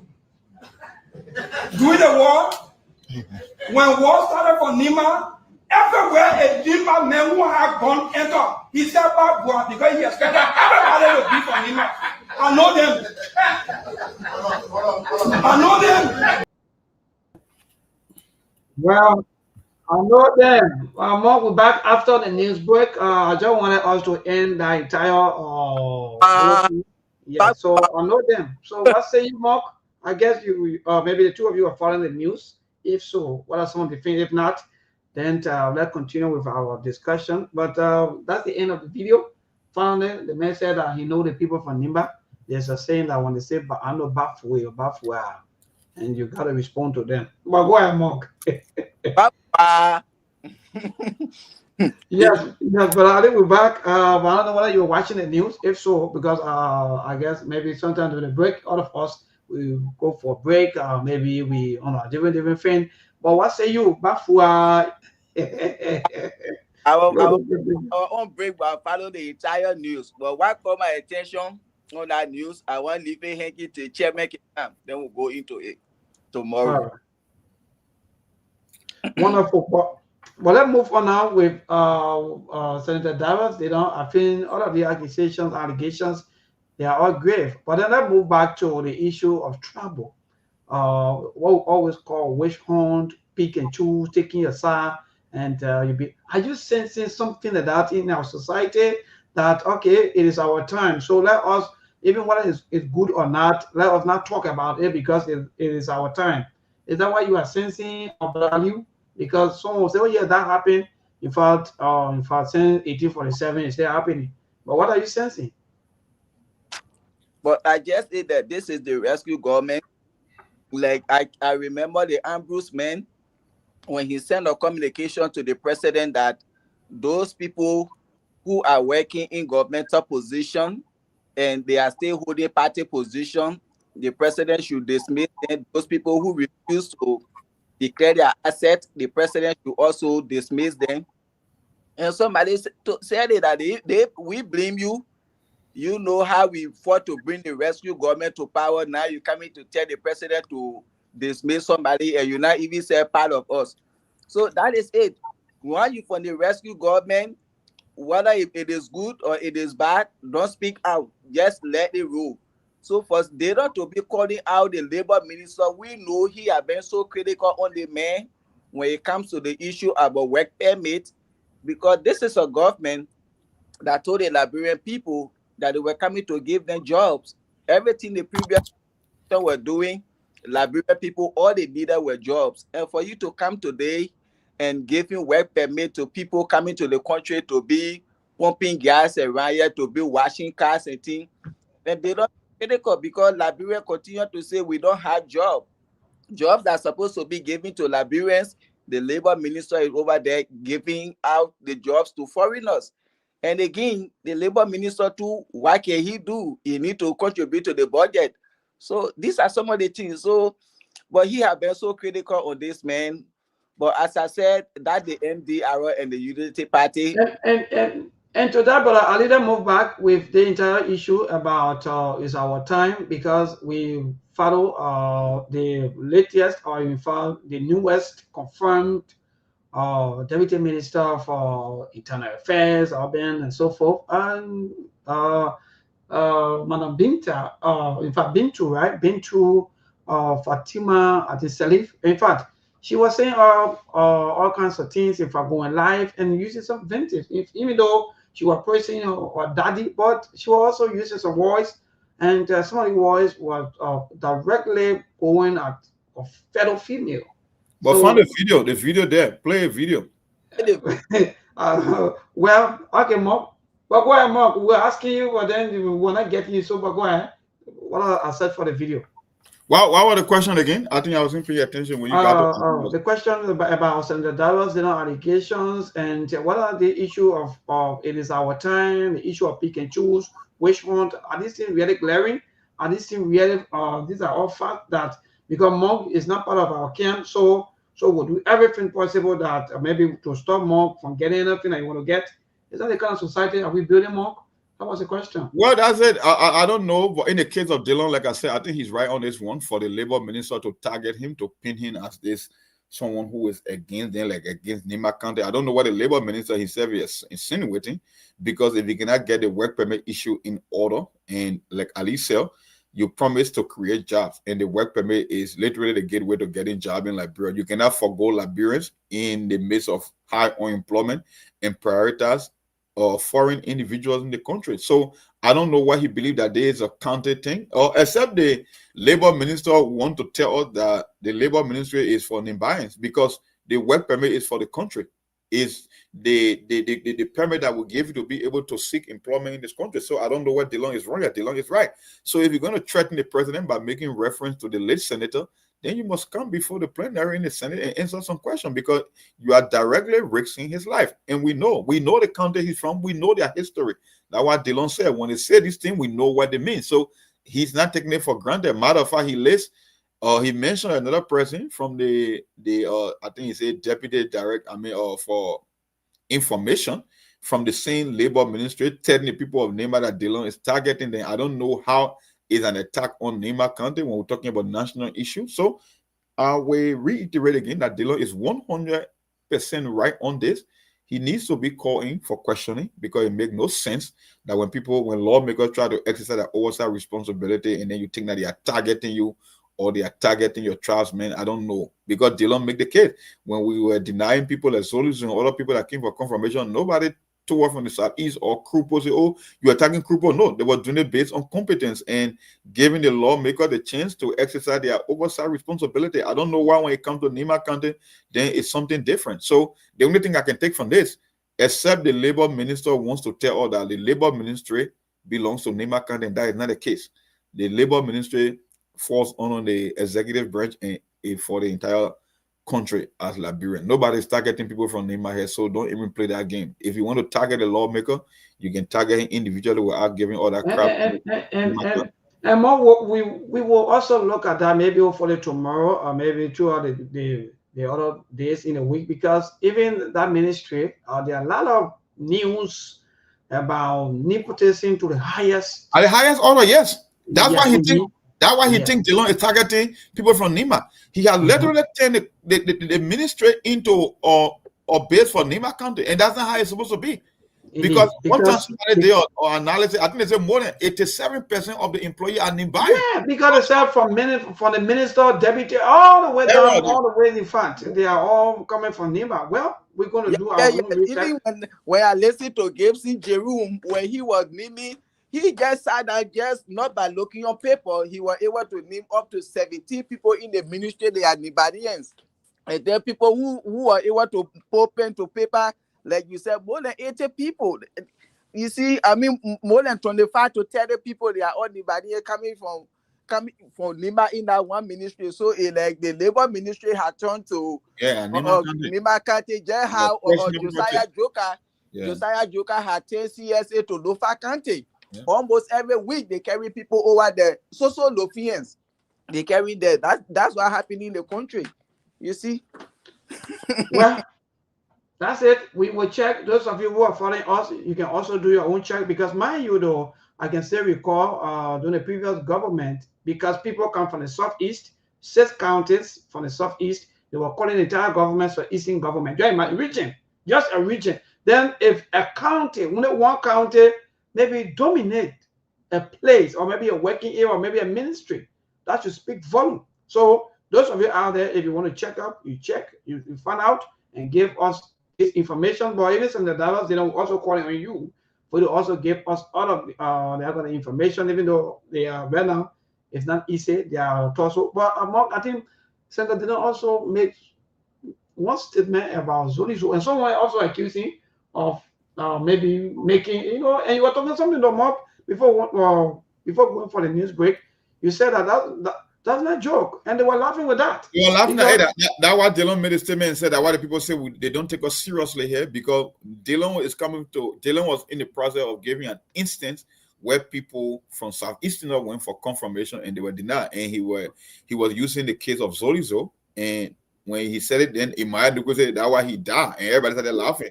And that's not a laughing matter. I mean, the brother is no longer here. He was denied. They don't have family members. They don't have relatives. Yeah.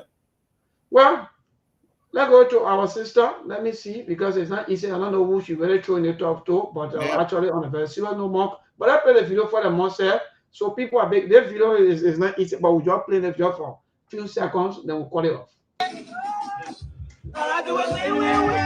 we all told you, Joseph Baka who said Joseph Baka who said welcome back, come back here,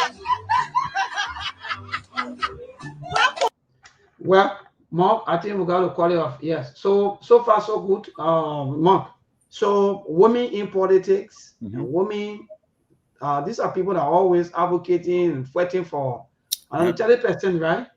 30%, I don't know, women rights or women that. Participation. But you're listening to a deputy minister, even you can be given a specific or maybe tax at the ministry among, but as long that internal affairs is over you, that means you are also responsible for any kind of internal conflicts, any kind of internal situations and so forth. But to sound in this form, I don't know about you and that of Ali, but what say you, Mark? for me, it's indeed disgusting. Well, it's And very unprofessional for a woman who claims to have a master's degree. You get a job. I don't know why you want to be celebrating like that in the case of Liberia. She lied on her oath. She over represented her own credentials, but you heard what she said. Nobody can fight Joseph Boakai Dollar. So the only reason she got confirmed because she's Joseph Boakai Dollar. That's just what it means, because other people were denied. She talked about her degree. Nobody questioned her degree. We know she went to college. The thing here is she's misplaced in terms of the job that is given to her, whether it's urban development versus a social worker. That's two different things. That's where she lied, because she wanted to make up for that huge gap in the resume. You don't have any working experience in that area. But she insulting people because some people raise the objection that you are not qualified for that job. So that's why she insulted them, and she telling you that she's Joseph Boakai's daughter. So it was the same comparison. That's why I say is the hypocrisy coming from the rescue government, because there were people that were denied confirmation. I guess they were saying George Weah children, but now Joseph Nima Boakai's daughter is confirmed. Even though she committed a crime in the confirmation process, there was a woman that couldn't explain the term government in a layman's form. They asked her, who are you going to be working with? She had no clue who she even going to be working with on video. But guess what? She's Joseph Boakai's daughter, and she's confirmed. So that's Liberia for you, my brother. She has all right. She thinks she can insult people. And this is why sometimes when people from the diaspora, people from back home will question the diaspora thinking, the way they think professionalism. You say you come from America, you work, you got experience, you get a master's degree. I mean, why is that to celebrate because they're confirming for some deputy minister position in Liberia? I mean, the Internal Affairs Ministry of all places. I don't want to talk down on the people of Internal Affairs, but I really don't know how you're going to celebrate something like that for a professional president in America. I really don't know. That's the thing when we say here that then so sometimes some of our people they get angry that oh people know you can't say that. And Monk, thank you for even confirming that. We keep saying these things. People from AXA, people with E. For me, I'm still finding it difficult to even see the difference. But again, Ali, why say you people go to the line? My man, that is there that the people then on woman, she causing the die. Where Kumba you know when Vime say Kumba me behave. So yeah, la Mariah Yakura, she talking about it. Yeah, so all that inside now going to Mariah where BA come here, and she said so many things. Me, I asked the lawyer to get to go to law school. What kind of funny things she said? But like when she and Mariah, they will take it up. But this is not good for our country. But I will blame the Senate for confirming her. And yesterday, other people were denied. But today, because of Joseph Boakai government, so even now, great student can go to the Senate and now they will confirm you.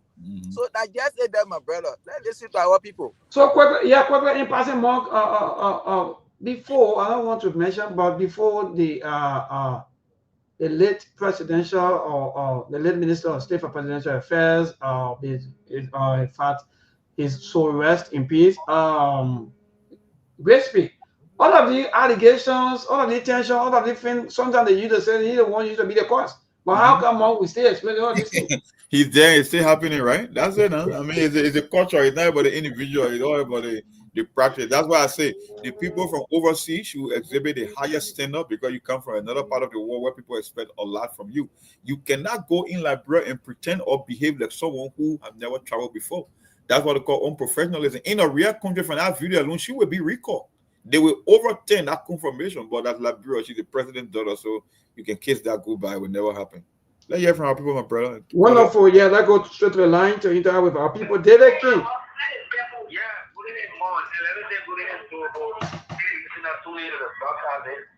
Yeah, go ahead. You see, it's a serious problem with our country farm on self-employed. Yesterday, the law is bragging that he denied people confirmation. But what is the law when the incompetent deputy minister who lie on an oath? Where was he when the woman lie on an oath and he would not say a word? You see, the law is very much deceptive. All what the law is saying concerning Cooper crime, I mean, he's not sincere about the fight. The law is only doing this because it is Cooper crime. Yesterday, you know what? It's loud voice in the Senate concerning the war crime code. Senate Senator Johnson, the budget that came before him. I heard the law one day, 20,000 the budget. Why there's no money for the office of the war crime code? Why they are not being any follow up since the death of Senator Johnson? But the law was only doing that on purpose because he wanted Prince Johnson to go to jail. They don't want to fear about what you are saying. Today, you have one unqualified money. This is the most useless government that has ever existed. Thank you, David Kinto. This caller, good evening. Good evening, neighbor, and good evening to the panelists. Yeah, go ahead, my dear. Really, why is it that all the government appointees, they are just insulted? There's the same they did the other time insulted, coming saying that coming can take in grants. And today, again, she on video insulted. And when it comes to Dillon, I blame the opposition because now we don't have opposition. At that time, what Dillon was denying, all the people, Dillon was just playing a role as an opposition. Dillon stood the ground. Why to the opposition? The other opposition, they can't stand the ground. I don't really know what about opposition in the country now. What about opposition lawmakers? I monitor a station like that, Senator Prim was saying what Musa Bilote stole from the people that what he won't give to them. Why he did not raise that issue ever since until now? If our broadcaster will call him for questioning, they agree that he could not with Musa Bilote. Because all along he did not bring it up unless now he's saying that the Mexico that what he won't bring back, when he did not flex the issue. Then if you have people calling for questioning, and me you know about it. Thank you. Thank you so much, my dear, for being part of the show. To this caller, good evening. Good evening, Mabel. Yes, my brother, go ahead. Yeah, thank you for your show, Mabel. Mabel, this is our system here. I don't have discussion for the legal market and after almost Mabel, we need to be fair to this program. We will not mad because some of us from Linda, one of our brothers, Vic David, just the legal minister, will be doing a wrong thing. When our senator come on the terminate, then we come in defend or in rule.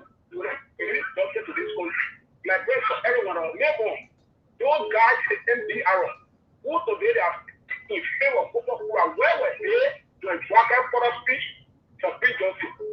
Where were they when Jeremiah who told Prince Johnson that we start out there to go hire the lawyer? Why did that speak again? Today, it was because of Prince Johnson influence and focus and to that position. When they kept quiet, because they are warning and dining with corrupt regime, they kept quiet. So that they are not serious. They all had to suppress the senator because they did not speak issue on the campaign. And today they come out to speak to show up paper crack. They get the wrong thing. Some people often they get the wrong thing to do a job. So that they all had to suppress that campaign. The ENDR, the man who made paper crack. So they, why is paper crack saying Prince Johnson was the man who was advocating for Nimba in the eye? Even those that die in literature, he was advocating for them today is that. Those are in government from Nimba, how you get them saying? Those are giving out of government, what you get them saying? They are coming on standing around with a deceptive that. All right. Thank you, Albert David Samuel, for joining this broadcast. To this caller, good evening. Hello? Yes, good evening, Nathan. Yes, my brother, good evening.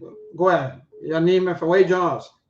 Yeah, thanks for having me. This is Hussein Kew. I call from Jacob Town, District 2. I listened to the different talking points. Let me say thanks to all of the panelists. So, in fact, the one I had to do with somebody said the lady is not qualified, she was confirmed. In fact, there is something that says mistakes are not to be made. But when it is made, you accept. In fact, she said, and she realized that she said, and she apologized openly. I think that's a real part of her. So, her being concerned, she has the qualification. Everything it takes. So when you lie on an oath, then we should just let you go let that free of charge. There should be no punishment. No, I'm not suggesting or not being critiqued. I'm not suggesting or not being critiqued. I'm talking about punishment. I'm talking about punishment. I said when you lie on an oath, the reason why you take the oath, you want to be fair enough. But when you lied, I think the law should owe you.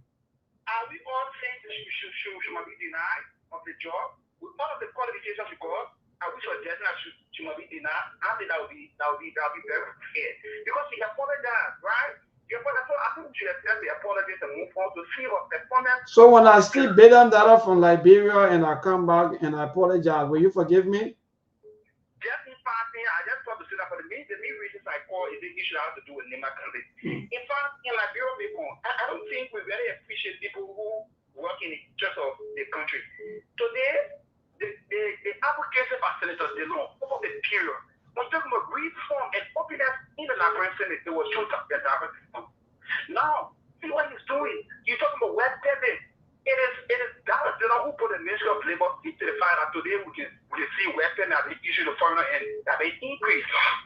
the domestic debt that are allocated to that it saved the government thousands and thousands of dollars. It's not that it's cost for our country. But people want those senators, those who can share money, right? When you want to accumulate share money on people, that's the kind of people they love. But people who bring openness and advocacy for the community that will benefit the people, they don't care about them. So I think Senator Zera is on good path, and even tomorrow election, I will still vote for him. All right, thank you, my dear brother Hussein. To this caller, good evening. Good evening, Mabel, and your co-host in the diaspora. Yes. And Peter David Castro, I come from under the street like in Lower Johnsonville. You see, Mabel, the physical and that of the monetary and the policy maker of this particular government are very much weak. And the budget have been presented 1.2 billion budget. And when you look at it, it's just a complete budget shuffle. And the guys projected a number that is very much huge. And now they forget to take into consideration of the revenue envelope of the Liberian society. So how are they going to generate this particular 1.2 billion when businesses are collapsed, investors are not coming into the country? So you see how these guys need to file and suggest and they can do and they just on that flamboyant, and that's why everything is just going upside down. Because American and the entire executive and branch they presented a budget that does not even correspond with the revenue envelope of Liberia. During any time investors are coming, our budget did not even reach to 1.2 billion. Today, we are donor factory. Businesses are collapsing due to poor governance and a high imposition of taxes. Small petty businesses are really being ownership and some are collapsing. All right. So where is Joseph Mabwaka and government going to generate this particular 1.5 million? That watch and see. Maybe you and myself will pay that money. That watch and see. To this caller, good evening. Good evening, Mabel. How are you today? I'm doing good, my dear brother. Long time though. Everything. I'm doing fine, Mabel. This is Mambo Self. I'm calling you from Brazil. Yeah, Mambo. Who am I, brother? You know, Mabel, I don't know whether the people are selling hypocrisy in the market or on the table or the street. I don't know why in a supermarket, but you can see high level of hypocrisy. And I think a lot of our people have been surviving in government on hypocrisy. And what Darrell Dillon was saying, you know, sometimes they say the messenger might not be good, but the message is what people can what they call it. You know, when people speak, when he's talking about, oh, they deny this person, they deny this person, and now they don't know how and all kind of things is going on, and he talk about this our labor ministry. I mean, it's just so sad to see that happening. And I know those who even do what he is criticizing now, they were all in the vanguard of Christian. It's not that some of us, we have no political party, but we speak against whatever, whether it's this group or that group or whatsoever. So I think the message that is there is that if at all what is wrong yesterday should forever be wrong today. And consistency in politics, people look at it that there is no consistency in politics, and that is what makes our own politics to be bad. Because to be consistent means you stand for some truth. You identify something that is crucial to the nation building, and that's what you attach yourself to. So you don't bend to it. But whenever something gets also on the plastic bag, getting some people in, they bend the rule, and at the end of the day, our politics does not. And they're trying to even have my brother before you go. Somebody signed a just short time. Like for example, the people give you opportunity for 6 years, or 9 years. Instead of you better in the system, you damage everything. Well, no, wait, thank you. Thank you, my dear brother. I know the frustration. I know how you feel. I have some of us here that how we feel. Hello to this caller. Good evening. Yeah, good evening, everyone. Good evening to your panel. My is my name on this script too. People want to see the senator that and the labor minister I think you be alive, so I don't share time, but like I said, it's very short business. But my thing I've been told to the budget is you have me on the budget where our president has presented to the legislature is not real because how can you say 1.2 billion will be expecting where the company has not come in? A lot of you with the young people we are not. You're not riding motorbike, my young man. You're not selling scratch cards. So how can we? Here we are right back. We should not go in that. So how can we raise our bag and to contribute to the national budget? This government is just doing things that will cause embarrassment. So you hear from people, you should move on. You hear that you say budget, show for that budget, this that they come and read to that budget and that budget will try to now $1 million. Thank you. Thank you so much. The people that were outside yesterday, they are coming home. Let me to my baby mom got a fun time for the entire homecoming program. Yes, indeed, I look like very interesting. My country, don't hate anybody, don't kill anybody. So that's called a good evening. Yeah, my brother, go ahead. They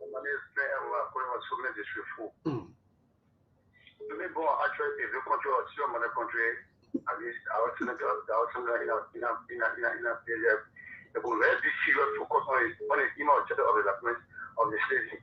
But they are not serious management down here. I always think they shit. But we shit, it's very essential to liberate people. They will not take it to be sure. I think that they will say, oh, people are not taking it to be serious in the world here. Can you imagine what happened yesterday to that winter opportunity? But it's up our dealers. They send it. But there's serious management people in our house. They could mean that will be confirmed. Now we have opposition senator in the world now. We there with the ruling party. Who speaking in the house now? What opposition put in the house speaking? And without to speak up. Now they are not speaking. Well, all of them they are afraid. They are against it. They are afraid. But when they speak up, they come and target them. When they speak up, they come and target them. They have to tell them again. But then again, reach one issue. They target that you are target. They want you to put the case to be they are afraid. You're right. So anything after you.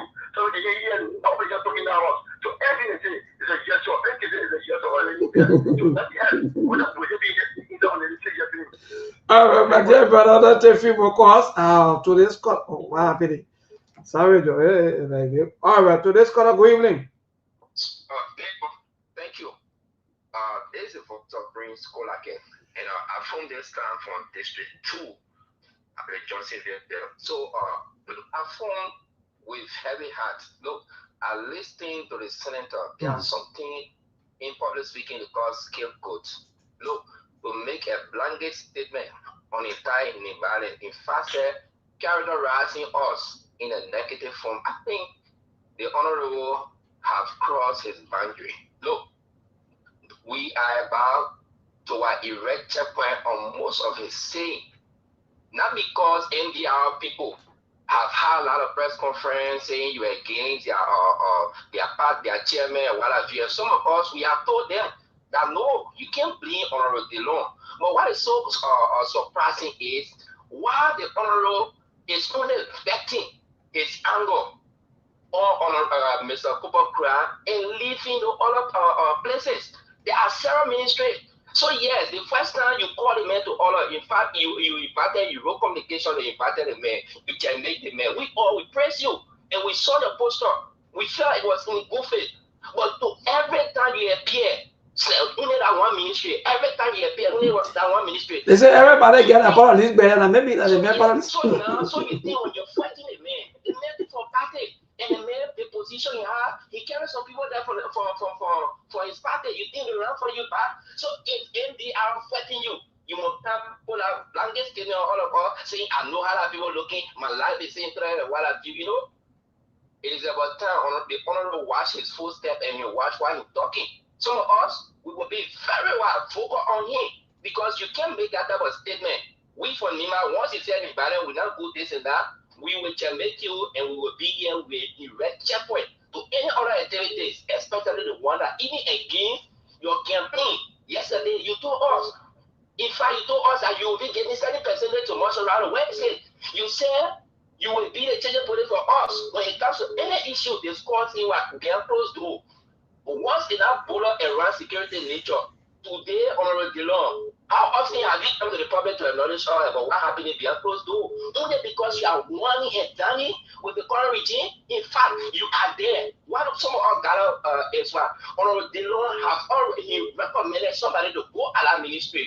Once the recommendation wasn't taken into consideration, he always have issue because he know his plan B is when Honorable Cooper Crowd move for there, he will appoint he will recommend somebody there. When it comes to, let me conclude on this note, when it comes to what Fatima. Look, I think the government is trying to be or want to be combative and proactive. You have Judy Fakon there insulting people. You have Prophet Key on your side now insulting.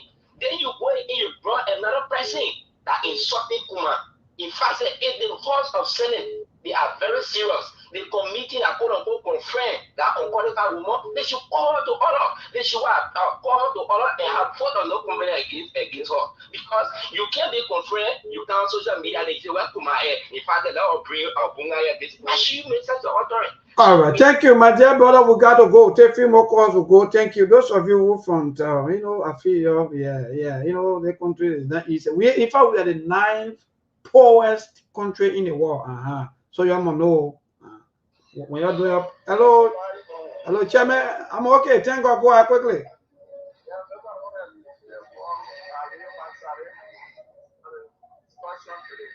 Okay.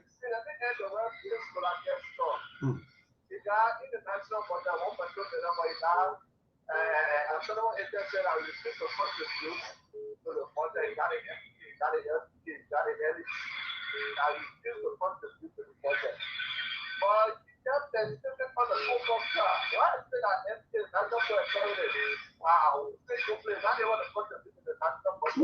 Why is that the person that gets police going? Why is it that MK and all those And myself, I'm very concerned. I think I got to ask more. Where the monies will be going? Why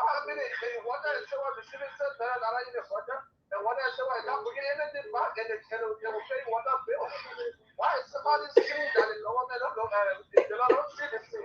It's just because like a friend, and then because he connected to some of these people that you don't want to pray that in or what? All right. All right, thank you, my dear brother. We got to go quickly to the last caller. Good evening. Good evening, neighbor, and good evening to many followers. My name is Peter Sang, the common board chairman, and I joined from Sogo the show. Yeah, come on, people, chairman, go ahead, chief. Neighbor, we are living in an unprecedented country now. Neighbor, since Ladro phone, I don't know why you get any or reference or the refer to for all the year that confirmation hearing get reset up. That in the government a year that they get reset up for confirmation hearing. Yeah, confirmation part 2. They call it confirmation part 2. Every day I pray for Joseph Bonner to be in the president, Liberia is going down. Every day by the day, Liberia is going. They are so destructive and so hypocritical. But let me go to our senator of Monserrato. Yeah, quickly now, we got to go. Senator Dillon, look at all of the financial malfeasance. Why are you so particular about this one man? We got 10 million brothers in the of gold story, we don't know who win. Why you get talking about that? Why all of the money that they storing in government, you will never take a photo and talk about, hey, only one man, why? Why are you so hypocritical? They will control the senator, my poor people, chairman, see you, man. The map of this way. You want to yell at the Mom got to go on money people when I'm going today. Yeah, man. So Mark will back, but Aliu, yeah, even though we are the 9th poorest country in the world and we're spending almost over $32.3 million on 6 offices, the president, the VP, the pro tempore, the deputy speaker, and now the chief justice. Well, that's good. Good news. But Mark will back. Yeah, what's up, guys? Great from the callers. And I think one of the callers said something very profound. I don't think Dillon is targeting Copper Crowd. He's not doing it intentionally. It's just that the Copper Crowd ministry has been in the news lately. But it's a legitimate argument, too, when you have or inconsistency in other part of the government for you to also extend your oversight responsibility. Thank you. Because from the very same Amara Corner is saying that the payroll from these state-owned enterprises, most of them jump by almost 13.4 million. You got a bloating payroll, but then the state-owned enterprises are not contributing a fair share to the national budget through revenue. They specifically mentioned the Labrador Water and Sewer Corporation, the NP and the LEC. They are not making remittances. So how can the budget keep increasing, even though they are the one eating the vast majority of the money? And maybe one thing about it like this, right? You're supposed to make contributions to the government coffers. You're not putting money there. But then your payroll keep increasing and you're consuming more money. So how is the government able to come up with 1.2 billion when the state-owned enterprises are supposed to be making remittances into the government consolidated account? They're not even making payment. So the whole thing is a lie. It's a charade. It makes no sense. You know, it doesn't add up. But I would say again, when Delon believed that he left it stretching it up to the plenary and the Senate pro tem to come up with that decision to call Cooper Cry to get him on the record, I don't think that he's targeting him for any malicious reason. I just believe people will say that you're a little bit biased because there are a lot of other places you could be extending your oversight responsibility. So I think that's a balanced argument. Yeah, we understand that you want to hold Cooper Cry accountable. You want to talk about work permit and Labrador getting job. But equally so, we're talking about 10 million presidential villa in Lofa County in the president for some oversight. That's what they call oversight. You keep the executive in check. But we're not hearing you saying that. So they call us, they are right on that one. I'm going to bargain 100% by saying that. You got to take a balanced approach. Wonderful. Thank you. Brother Ali, quickly in passing, we got to go. Yeah, Maybon, can you hear me? Yes, we're getting you loud and clear. Okay, thank you. Thanks to the callers. Yes, that yesterday there, Mr. Delon, you can't be going after Cooper Cry all the time. When other people there, you don't say anything about them. And my brother-in-law said something, Hussein Kiahu, that in as much as Fatima came and she went back to the Senate and she was able to apologize, so she right to be confirmed and she even said qualified. First of all, go and Google the university that she did mention. They don't offer anything that had to do with urban. That's the first thing. Yeah. The university should mention, and tomorrow follow a KOK show.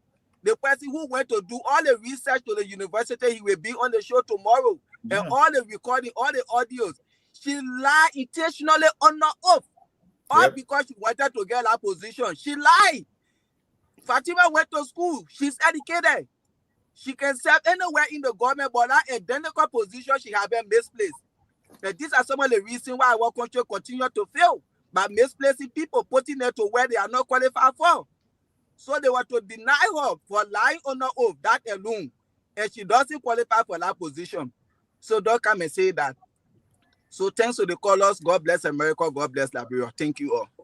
Wonderful. Before we leave the last 2 minutes, you know what people don't understand when we say perjury? When you go for a confirmation hearing by lawmaker, the lawmaker job is to erect checkpoints to make sure what he's saying is the truth because they got oversight responsibility. So when you lie to lawmaker, it means you are undermining their duties and function, right? Because you are trying to do something illegal. That's why they call it perjury. It's a crime when you deliberately lie on oath. That's why they put you on oath, because your information has to be factual. Because it based on the information, they will be able to make a decision. So when you lie to them, you are committing one of the biggest crimes in the state. That's why they call it perjury. And that's exactly what she did. She overcooked and overstretched her resume. Nobody questioned about her going to school, but she was misplaced. And they did everything in their weak way to still maintain her in that position by confirming her, because she said it on video that she's the daughter of the president. That's it. Nothing more than that. So, well, Mom, we gotta go. That's the society that we all run today. People, family members, relatives, and so forth. And they have been confirmed by the deputy minister that, in fact, President Joseph Yemabwaka is her father, so nobody can stop her from working in her father government. Well, that's it. Good night to all of you, our viewers, our listeners, and people. We see you on tomorrow. By the grace of the Almighty God, those of you that call in, thanks to all of you. Let's keep talking. Maybe one day things will get better. Please just remove the political cap so that you can see clearly, because if you have the political cap on, you won't definitely see anything good. All you will be seeing will be your party, and your party. So thank you so much, and good night to all of our listeners. Tomorrow we'll be here with the social chairman, Steve Bole, and all the rest of the team will be here on tomorrow. So get ready. Look for more data, and so for good night. There are things we can do. We bring in good news and we give it to you. We talking about podcasts and connecting people and culture from here and up out of the globe. Foreign people who waiting to sell. The blessing that time and the efforts are rest. The brothers giving us care and the parents of them. The work with my life without care. I lyrical Master. Clay Paris, who make you, I can't ask Sktv-Lib. Say my journey, Tina can I say my jamo. And yes, I know money, and more I know. And you love our money, more I know. Sktv, the best in Liberia. Sktv, the best in Africa. Sktv, the best in Mama Liberia. Muscle Rider, Lofa, and Grandmaster. And I delay ya to money, and I salia ya to money, and I connectly ya to money, and I could do ya to money, and I delay ya to money, and I salia ya to money, and I connectly ya to money, and I could do ya to money, and I forget it now ya to money. That's the thing, and I forget it now. Cause you work on my ya to money. Yeah. Sktv, the best in Liberia. Sktv, the best in Africa. Sktv, the best in Mama Liberia. Muscle Rider, Lopa, and Grandmaster. There are things we can do. We bring in good news and we give it to you. We talking about podcasts and connecting people and culture from here and up out of the globe. Foreign people who waiting to sell. The blessing that time and the efforts are rest. The broadcast we giving are real and the promise my best. To work with my life without fear. From Grandfather Nima to Lufa, from Riverside, River G to Chile, from Grand Crew, Bombing, Cape Mount, Montserrat, Sano to Backwalu, from Maryland, Bonkan to the Mikey B. We the best in the land, yeah, LIB. We the best in the land, yeah, LIB. We the best in the land, yeah, LIB. Sktv, the best in Liberia. Sktv, the best in Africa.